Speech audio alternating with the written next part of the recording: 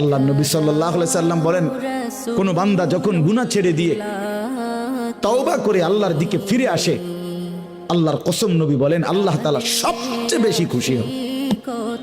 আশাদ্দু ফারাহান, আল্লাহ তাআলা সবচেয়ে বেশি খুশি হয় কখন? বান্দা আল্লাহর দিকে ফিরে আসে যখন। বিতাওবাতি আবদিহি, বান্দা যখন আল্লাহর দিকে ফিরে আসে আল্লাহ তাআলা ভীষণ খুশি হয়। গুনার নাফরমানের জিন্দেগি ছেড়ে দিয়ে আল্লাহর দিকে যখন ফিরে আসে, আল্লাহ তাআলা তখন 7 আসমান সাজিয়ে দেয়। ফেরেশতাদেরকে বলে, আসমান সাজিয়ে দাও, জান্নাত সাজিয়ে দাও। ফেরেশতারা 7 আসমান জান্নাত সাজাইয়া ফেরেশতারা জিজ্ঞেস করে, মাওলা আসমান কেন সাজাইলেন, জান্নাত কেন সাজাইলেন?